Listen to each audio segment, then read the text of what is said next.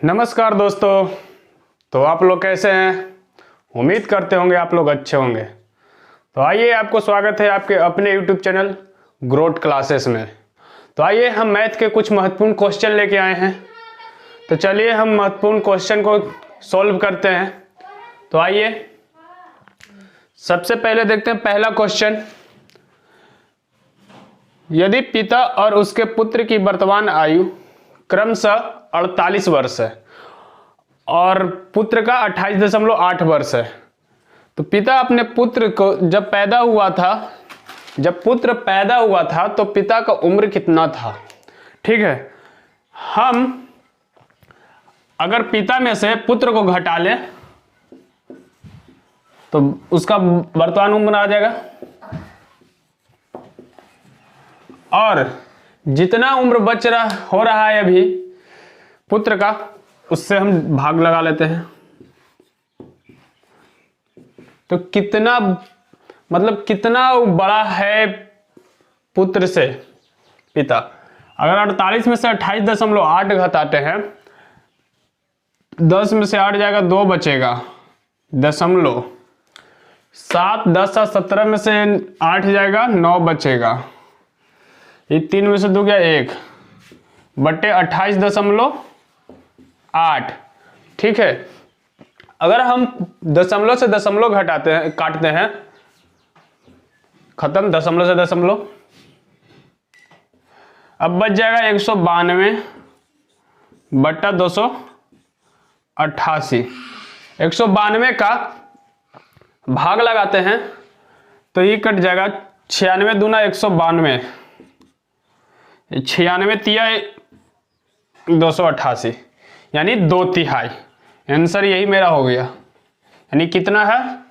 2/3। ठीक है, तो आइए नेक्स्ट की ओर बढ़ते हैं। अगला क्वेश्चन देखते हैं।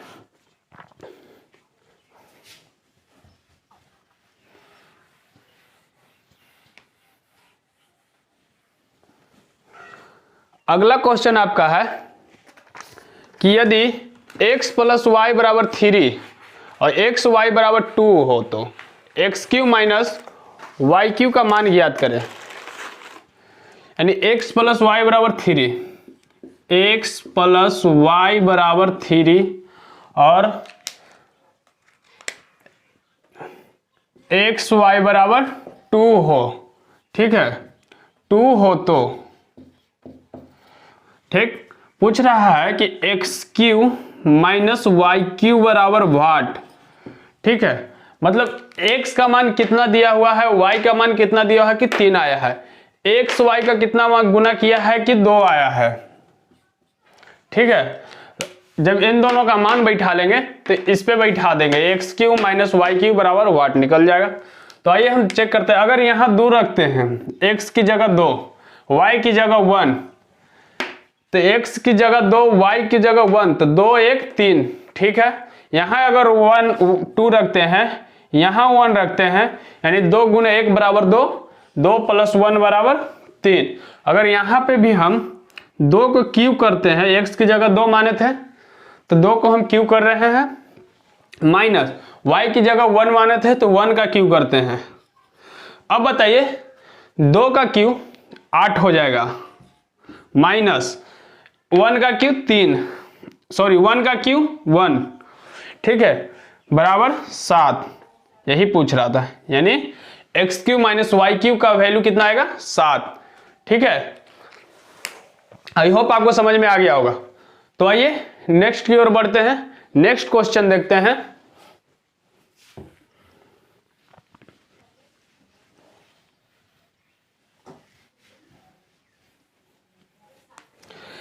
नेक्स्ट क्वेश्चन है आपका कि भूमि एक त्रिभुजाकार भाग जिसकी भुजाएं क्रमशः 72 मीटर और 30 मीटर और 78 मीटर है। ठीक है, आगे बोलता है कि 20 पैसे प्रति वर्ग मीटर की दर से समतल करने की लागत क्या है। अगर 72 मीटर कितना दिया है? 72, 30 और 78। अगर इसको हम रेशियो निकालते हैं, यानी पाइथागोरस थ्योरम लगाते हैं, अगर इसको हम पाइथागोरस थ्योरम में कितना हो जाएगा? 12 × 6 = 72, 6 × 5 = 30, 6 से कट जाएगा, 6 12 6 पचे 30, 6 से 13। अब जैसे देखो तो हम जैसे अगर पाइथागोरस थ्योरम से इसको भाग लगा के हटाए हैं 12 5 13, ये ट्रिपलेट बन रहा है, तो ये भी ट्रिपलेट होगा। ये अगर कर्ण है, क्योंकि सबसे बड़ा कर्ण ही होता है, यानी हाइपोटेनस है, तो जब ये कर्ण हो गया तो ये बेस और हाइट हो जाएगा। ठीक है, हम सिर्फ इससे चेक कर रहे थे, यानी मेरा पाइथागोरस थ्योरम से हम इसको बनाएंगे। तो त्रिभुज का क्षेत्रफल बराबर होता है 1/2 गुने बेस इंटू हाइट, यानी ऊंचाई और आधार। लेकिन अब इसको बनाते हैं 1/2 गुने बेस 72 गुने 30 गुने, लेकिन पूछ रहा था कि 20 पैसे प्रति वर्ग मीटर, 20 पैसे प्रति वर्ग मीटर, तो 20 पैसा है ये, लेकिन पैसा को हम रुपया में बदलेंगे तो हम 100 से भाग करेंगे। ठीक है, यहां तक आपको समझ में आया। अब इसको हम काटते हैं, 2 0 से 2 0 समाप्त हो गया, 2 से 2 खत्म। अब इसको हम सिर्फ बचा 72 और 3, यानी 72 गुने 3 बराबर 3 दूनी 6 और 7 या 21, 216। ठीक है, आई होप इतना शॉर्ट में बताया गया है। तो आइए नेक्स्ट की ओर बढ़ते हैं और नेक्स्ट क्वेश्चन की ओर देखते हैं। नेक्स्ट क्वेश्चन,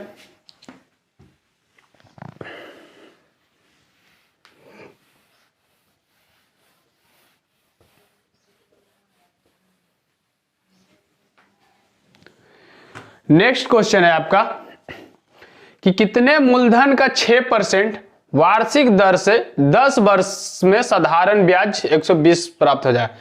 यानी ब्याज बराबर होता है RT%, ब्याज बराबर हम बोलेंगे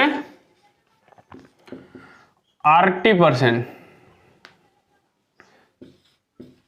ठीक है, ब्याज बराबर RT%। ब्याज हमको दिया है 120, ब्याज दिया है 120, आर दिया है 6 और 10 वर्ष, यानी 6 गुने 10। ठीक है, अब बता 10 छक्का 60, यानी 60 दूना 120, 2 ब्याज कितना आया 2, तो 2% बराबर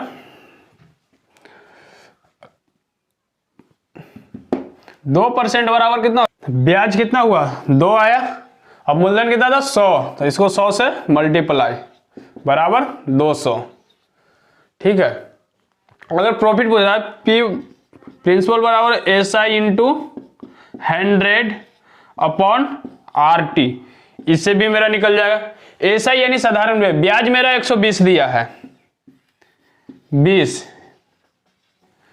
120 गुने 100 बटे कितना है RT 2, सॉरी RT कितना है 6 गुने 10, 6 गुने 10, 1 0 से 1 0, 6 दूने 12, 100 दूना 200,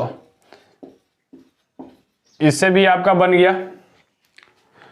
तो आइए नेक्स्ट देखते हैं, नेक्स्ट की ओर बढ़ते हैं।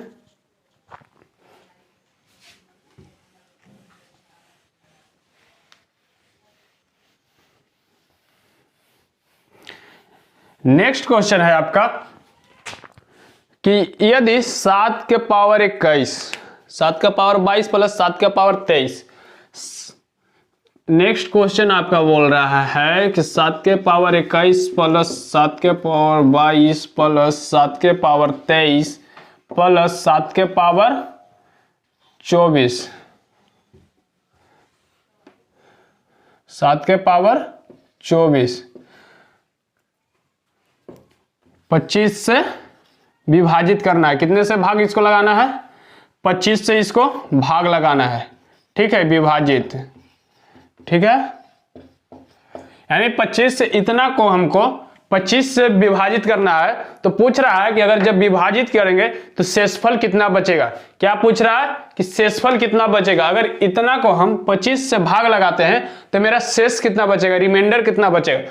तो हम सबसे पहले देखते हैं, अगर 7 के पावर 21 को हम अगर कॉमन कर लें तो यहां बचेगा 1 प्लस इसमें बचेगा 7 के पावर 1 प्लस इसमें बचेगा 7 के पावर 2 प्लस इसमें बचेगा 7 के पावर 3, क्योंकि हम 7 के पावर 21 को कॉमन लिए तो 7 के पावर 21 आ गया तो 1 बचा यहाँ, प्लस 7 के पावर 21 कॉमन लिए थे तो 7 के पावर 1 ही बचा ना, क्योंकि 21 है 1 22।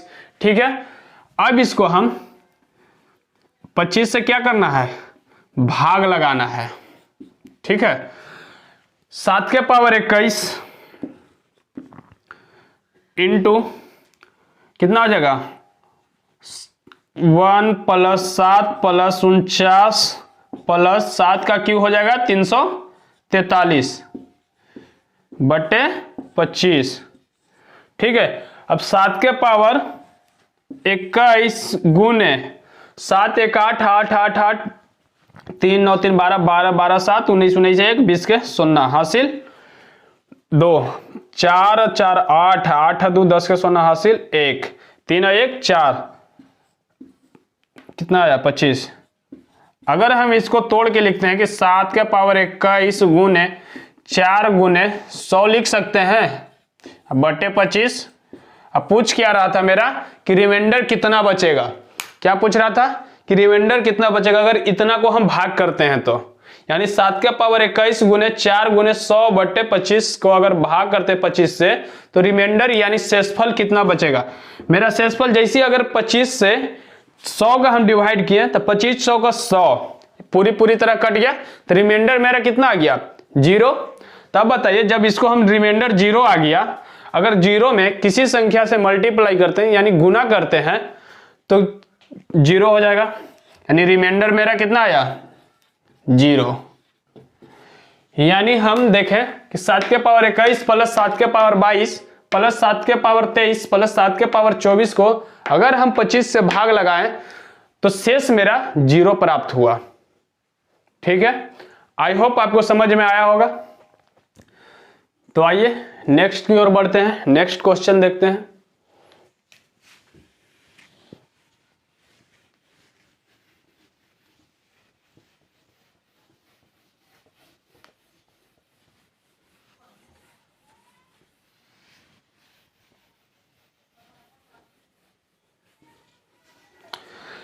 नेक्स्ट क्वेश्चन है आपका कि रंजीत किसी कार्य को 25 दिन में पूरा कर सकते हैं। रंजीत, ये है रंजीत किसी कार्य को 25 दिन में पूरा कर रहा है। ठीक है, आगे बोल रहा है कि जबकि अंजी इसे 20 दिन में समाप्त कर सकता है। एक अंजी नाम है, अंजी इसे 20 दिन में समाप्त करता है तो वे 5 दिन तक एक साथ कार्य करते हैं और फिर रंजीत छोड़ देता है। मतलब 5 दिन तक दोनों मिलके एक साथ काम किया और फिर रंजीत छोड़ देता है। ठीक है, यानी इसका हम सबसे पहले अगर एलसीएम लेते हैं 25 और 20 का एलसीएम हो जाएगा 100।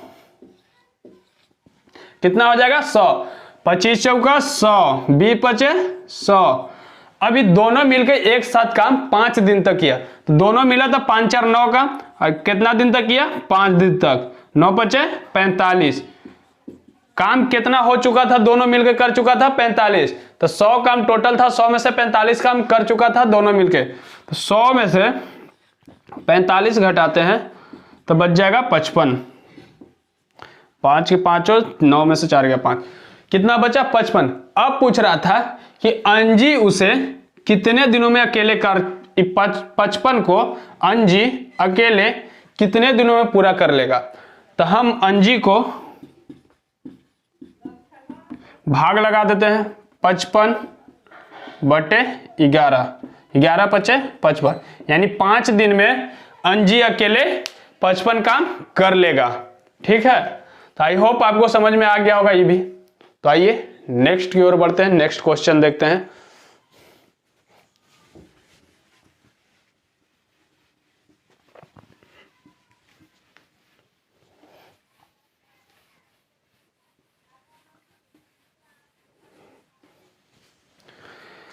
नेक्स्ट क्वेश्चन है आपका कि एक समांतर चतुर्भुज PQRS जिसकी भुजाएं की लंबाई 8 सेंटीमीटर और 12 सेंटीमीटर है।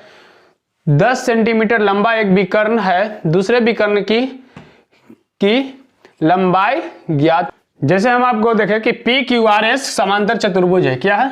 समांतर चतुर्भुज है। एस समांतर चतुर्भुज है। आइए, उसमें एक विकर्ण दिया गया है। ये क्या है? एक समांतर चतुर्भुज है। ज्यादा बड़ा हो गया। उसका एक विकर्ण दिया गया है, ठीक है, उसका एक विकर्ण दिया गया है। विकर्ण 10 दिया है, एक 8 दिया लंबाई, एक 12 दिया है, ठीक है। तो पूछ रहा था कि पी क्यू आर एस, अगर हम इसको डायगोनल को, अगर फार्मूला हम बताएं इसका निकालने का, d1 के स्क्वायर प्लस d2 के स्क्वायर, d1 के स्क्वायर प्लस dt पर 2 into x square plus y square. अब हम d1 प्लस d2 बराबर 2 into x square plus y square, ये मेरा कितना हो जाएगा? d1 स्क्वायर हो जाएगा, d2 निकालना है, दूसरे विकर्ण निकालना है। एक लंबाई 8 दिया है, एक 12।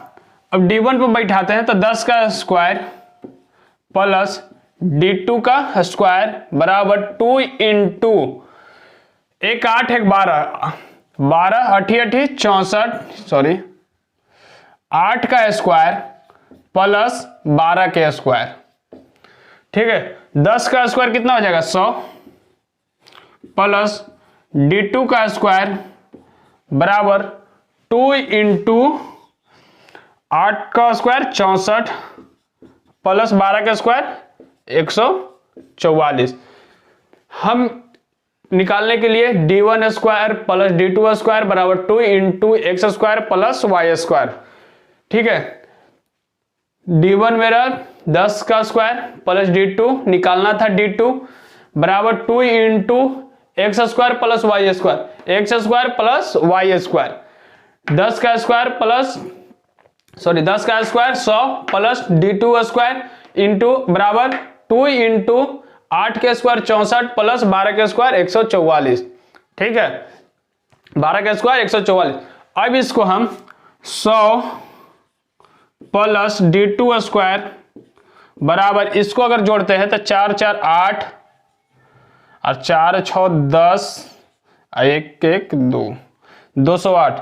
208 इंटू 2 करेंगे तो कितना हो जाएगा? 416। 416 कितना हो गया? 164 प्लस 144 प्लस 64 208। 208 में 2 से मल्टीप्लाई किएंगे तो 416। अब d2 स्क्वायर बराबर, अगर ये प्लस में है इधर जाएगा माइनस में हो जाएगा, तो 416 में से 100 घटेगा, बचेगा 316। कितना बच जाएगा? 100, क्योंकि 100 हम इधर भेजें, जैसे अगर इधर से इधर गया तो ये माइनस में हो गया। अब बताइए, अगर d2 बराबर लिखे, अगर स्क्वायर को इधर करेंगे तो ये रूट में हो जाएगा, रूट 316। अगर हम रूट 316, अगर रूट 324 रहता तो हम 18 आंसर करते हैं। यानी किसके नजदीक है? 18 के स्क्वायर के नजदीक है, यानी 324 के नजदीक है तो 18 का स्क्वायर नजदीक है।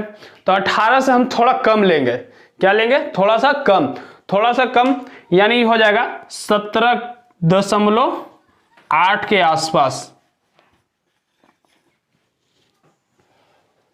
ठीक है। आई होप आपको समझ में आ गया होगा।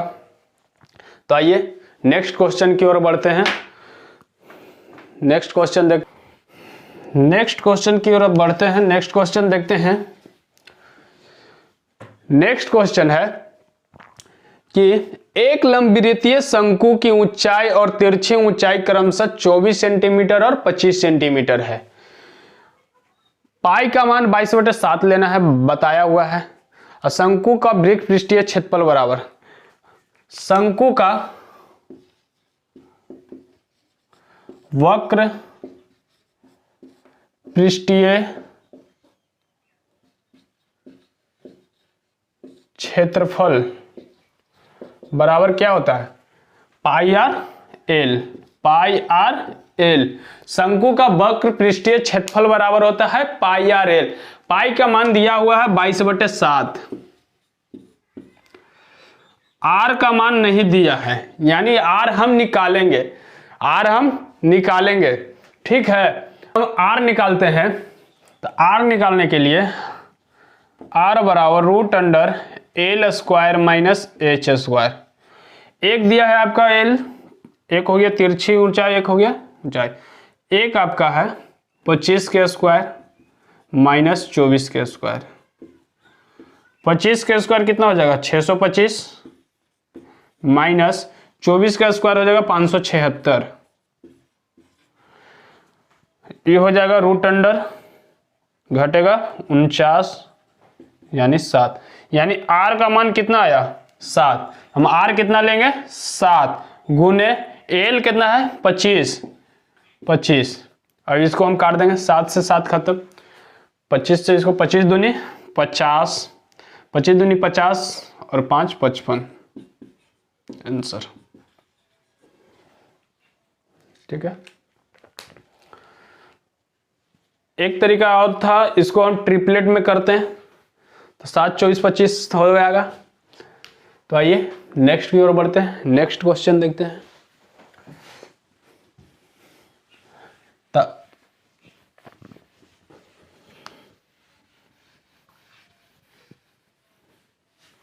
तो आप हमारे साथ बने रहिए, आपके लिए हम अच्छे अच्छे क्वेश्चन लेते आते रहेंगे। तो आइए नेक्स्ट क्वेश्चन की ओर देखते हैं। नेक्स्ट क्वेश्चन है आपका कि पानी एक टैंक को 3 पाइपों यानी XYZ के माध्यम से 5 घंटे में भरा जाता है। पाइप Z पाइप Y से 3 गुना तेज है और पाइप Y पाइप X से 2 गुना तेज है। पानी के टैंक को पाइप X अकेले भरने में कितना समय लेगा। यानी 3 को दिया है पाइप, एक X है, एक Y है, एक Z है, X Y Z। ठीक है, बोल रहा है कि Z पाइप Y से 3 गुना तेज है। Z पाइप है जो Y से 3 गुना तेज है, लेकिन Y पाइप X से दुगना तेज है। X से दुगना तेज है Y, यानी X को हम अगर 1 मानते हैं और Y को 2 मानते हैं, X से दुगना हो गया। और Y से 3 गुना Z है, Y से 3 गुना Z है, 3 हो गया। टोटल कितना हो गया 6, 3 2 5 1 6। ठीक है, आगे बोल रहा था कि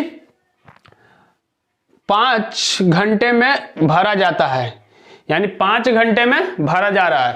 ठीक है, तो सॉरी, यानी 1 का 2 गुना 2 और 2 गुना से ये Z 3 गुना है, यानी 2 तिया 6।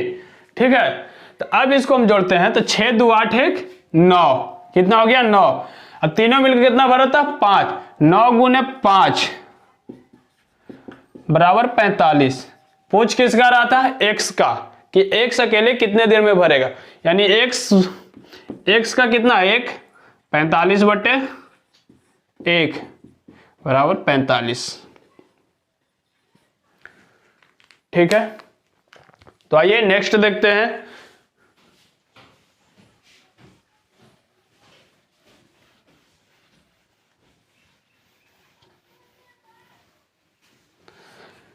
नेक्स्ट क्वेश्चन है कि एक आयत की लंबाई और चौड़ाई का अनुपात 3:1 है। एक आयत का लंबाई और चौड़ाई का अनुपात 3:1 है। ठीक है, आगे बोल रहा था कि यदि इसका परिमाप 96 मीटर है तो आयत की लंबाई कितनी होगी। यानी आयत का परिमाप 96 मीटर दिया है, तो परिमाप बराबर होता है 2 × L + B। 2 × L + B। आयत का परिमाप कितना दिया है 96। अगर हम इसको x मान लें तो यहां भी x, यानी 3x 1x। 96 बराबर 2 × 3x + 1x कितना हो जाएगा 3x प्लस x, ठीक है। यानी 96 बराबर 3 1 4x, 4 दूनी 8x, कितना आया 8x, 8 से 12 बार में, यानी x बराबर 12। पूछ किसका रहा था कि आयत की लंबाई कितनी होगी, यानी लंबाई मेरा L है, ये चौड़ाई B है, यानी लंबाई मेरा 3x, तो 3x बराबर 3 गुने x का मान कितना आया 12, 36, ठीक है, 36 सेंटीमीटर कर लें।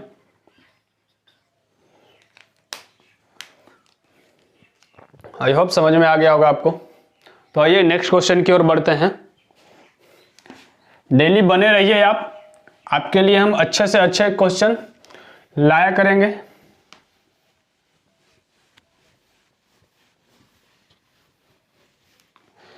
नेक्स्ट क्वेश्चन है आपका कि 10 किलोमीटर पर आवर की गति से चलने पर मधु अपने विश्वविद्यालय 15 मिनट देर से पहुंचती है। अगली बार वह अपनी गति 2 किलोमीटर पर आवर बढ़ा देती है, परंतु फिर भी वह 5 मिनट देर से पहुंचती है। उसके घर से विश्वविद्यालय की दूरी कितनी है? यानी दूरी बराबर, अगर दूरी बराबर फॉर्मूला लिखा है आपको, चालों का गुणनफल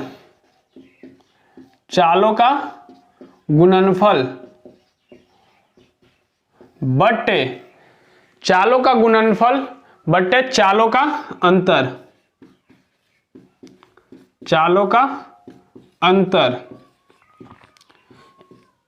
इनटू समय का अंतर,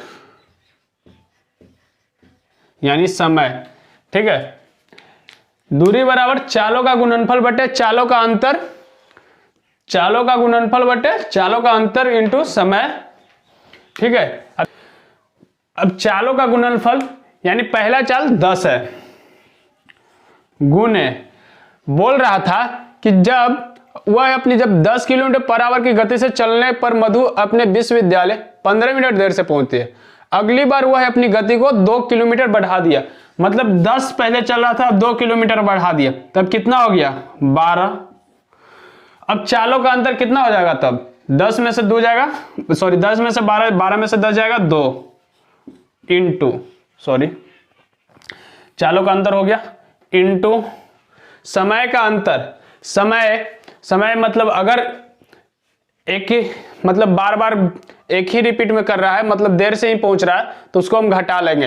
पहले 15 मिनट देर से पहुंच रहा था, फिर वो 5 मिनट देर से पहुंच रहा था, तो 15 में से 5 जाएगा 10, ठीक है।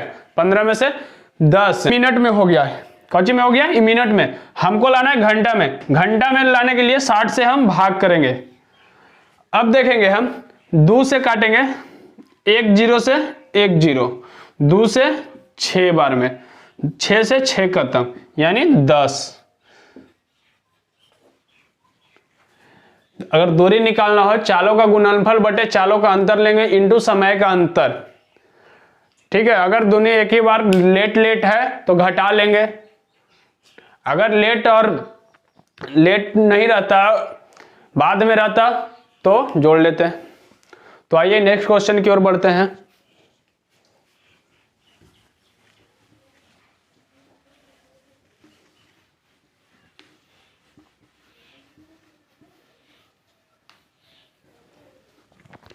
नेक्स्ट क्वेश्चन है आपका, 21 प्रेक्षणों का माध्य 40 है। यदि 21 प्रेक्षणों का माध्य 40 है, ठीक है, यदि 10 प्रेक्षणों में से प्रत्येक का मान 21 बढ़ा दिया, मतलब 10 प्रेक्षणों में से 21 का मान बढ़ा दिया है, तो टोटल हो जाएगा 210। आगे बोल रहा था कि तो प्रेक्षणों का नया मान, अगर इसको पहले 21 था, 21 10, तो नया 40 में 10 ऐड करेंगे, यानी नया प्रेक्षण कितना हो गया 50, ठीक है। तो आइए नेक्स्ट क्वेश्चन की ओर बढ़ते हैं।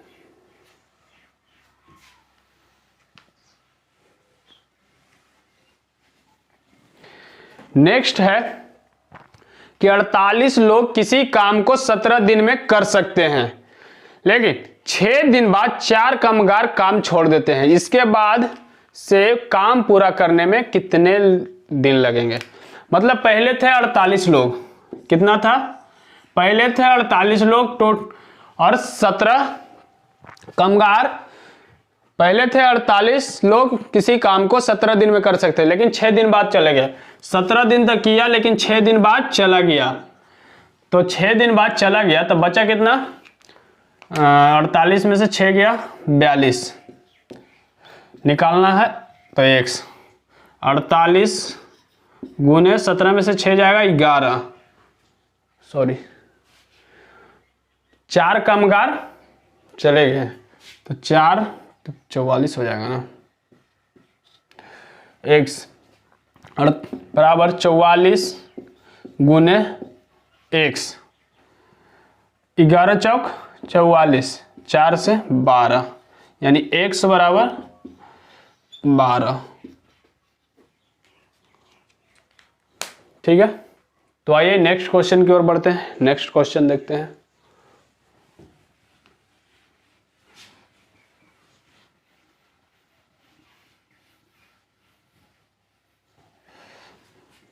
नेक्स्ट क्वेश्चन है आपका कि यदि मैं एक वस्तु को 595 में बेचता हूं तो मुझे 19% का लाभ प्राप्त होता है।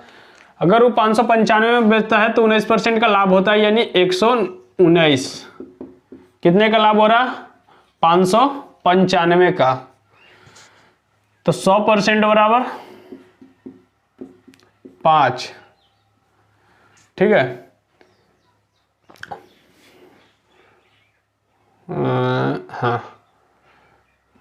यानी 1% बराबर 5, 1 बराबर 5। कितना आया? 5। आगे बोल रहा था कि यदि हम 475 में बेचता हूं तो मुझे होने वाले लाभ या हानि का प्रतिशत क्या होगा। यानी मेरा ये कितना आ गया? हानि प्रतिशत ही आ गया 5%। बेच कितना मेरा था? 475, 455 तो 100 बराबर 500। तो अब बताइए, अब बेच अब कितना रहा है? 475। तो कितने का हानि हो रहा है? 475 में अब बेच रहा है तो हानि अब कितने का हो रहा है? 25 का। तो 25 बट्टे, यानी हानि प्रतिशत बराबर 25 बट्टे 500 पर हानि हो रहा है गुने 100। 2 जीरो से 2 जीरो, 5 पचे 25, यानी 5% की हानि हो रहा है। कितने का हानि हो रहा है? 5% की। ठीक है, ये मेरा सीपी है, ये एसपी है, यानी कॉस्ट प्राइस, सेलिंग प्राइस। ये हानि प्रतिशत निकला। तो आइए नेक्स्ट क्वेश्चन की ओर बढ़ते हैं। नेक्स्ट क्वेश्चन देखते हैं। नेक्स्ट क्वेश्चन है, दो संख्याओं का मसा 11 और उनका लसा 330 है। यदि उनमें से एक संख्या 55 हो तो दूसरी संख्या निकाले। दूसरी संख्या निकालना बोल रहा है।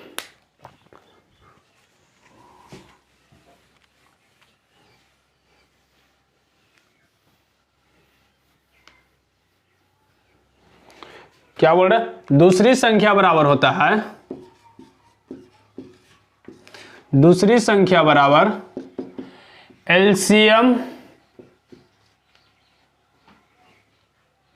एलसीएम गुने एचसीएफ बटे पहली संख्या।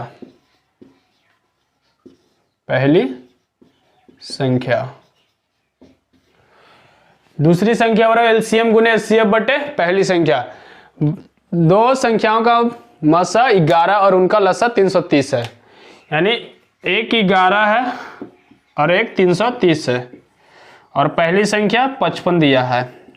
कितना दिया है? 55। इसको काटते हैं अब। 11 पचे 55, 5 से 5 छक्का 30, 5 छक्का 30, यानी 66 आंसर। तो आइए नेक्स्ट क्वेश्चन देखते हैं। नेक्स्ट क्वेश्चन बहुत ही अच्छे है, जो कि हर एग्जाम में पूछे ही जाते हैं, चाहे कोई भी एग्जाम हो।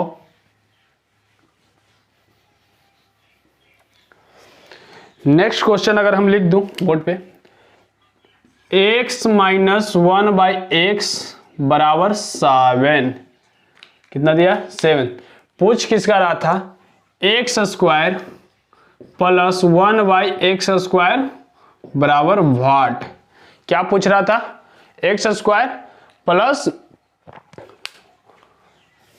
1/x square. अगर x से यानी स्क्वायर में जाना रहे, यानी x माइनस 1/x बराबर 7, अगर x square plus 1/x square में जाना रहे तो हम एक फार्मूला होता है के स्क्वायर प्लस 2, इतना याद रखिएगा खाली, ठीक है। डायरेक्ट के स्क्वायर प्लस 2, 7 का स्क्वायर कितना हो जाएगा, 7 का स्क्वायर प्लस 2, 7 49 प्लस 2 बराबर 51 आंसर,